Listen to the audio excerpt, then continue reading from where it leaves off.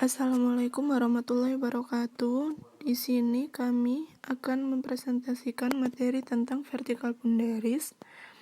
Sebelumnya, perkenalkan anggota kelompok kami. Yang pertama, Desi Puspita, NPM 0136, Heri Prasetyo Adi, NPM 0151, Ika Aprianti, NPM 0170, Anisya Eka Arianti, NPM 0176, dan Kurnia Effendi, NPM 0187.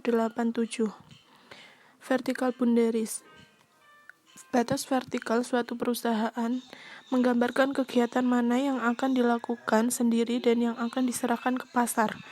Produksi barang atau jasa apapun biasanya membutuhkan berbagai kegiatan yang diatur dalam rantai vertikal.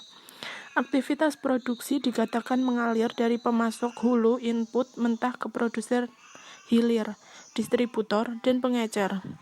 Kekeliruan make or buy paling umum yaitu beli untuk menghindari biaya pembuatan, beli untuk menghindari membayar keuntungan kepada orang lain, dan pastikan pasokan dan hindari harga berfluktuasi selama permintaan puncak atau pasokan pendek. Selanjutnya akan dijelaskan oleh teman saya. Selanjutnya ada alasan untuk membeli. Yang pertama, skala. Jika Q lebih dari skala efisien minimum, maka membuat, dan jika Q kurang dari skala efisien minimum, maka membeli. Yang kedua ada efisiensi dan insentif. Yang pertama ada transfer harga, yaitu misalnya bagaimana seharusnya kita membebankan biaya untuk IT di setiap divisi. Yang kedua ada masalah ekuitas. Yang terakhir ada biaya pengaruh.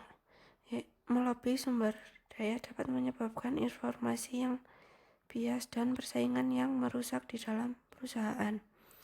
Divisi internal dapat melobi satu sama lain dan meningkatkan biaya produksi. Yang ketiga ada budaya.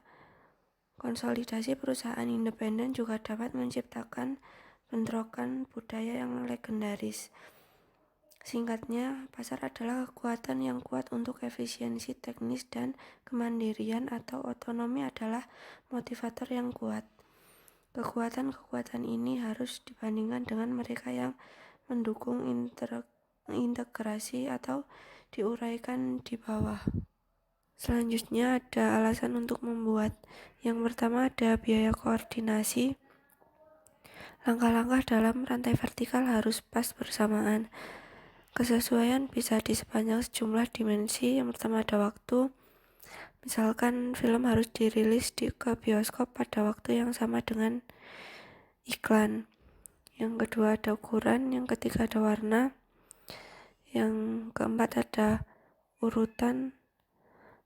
Sebagai contoh, kurikulum dalam sebuah universitas. Fit dapat diperoleh baik melalui melakukan tugas di rumah atau melalui kontrak. Kontrak seringkali menetapkan bonus untuk kinerja yang melebihi ekspektasi atau penalti karena gagal memenuhi kriteria yang ditentukan. Selanjutnya ada alternatif untuk membuat atau membeli. Salah satu alternatif tersebut adalah kontrak jangka panjang.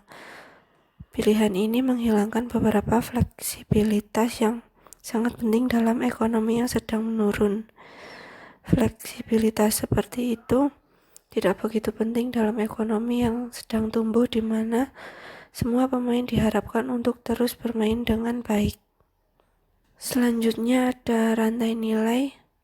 Rantai nilai adalah alat yang menggambarkan perusahaan sebagai yang terdiri dari serangkaian aktivitas yang menciptakan nilai. Nilai suatu barang saat bergerak melalui rantai nilai sama dengan harga jualnya di pasar. Ketika rantai terdiri dari perusahaan independen, harga-harga ini mudah diidentifikasi.